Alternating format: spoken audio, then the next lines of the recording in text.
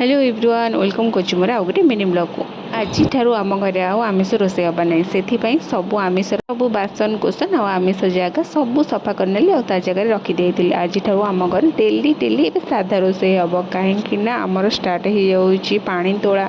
जोटा कि चैत्र मासरे यात्रा स्टार्ट हम तास राम लीला भी स्टार्ट हो यात्रा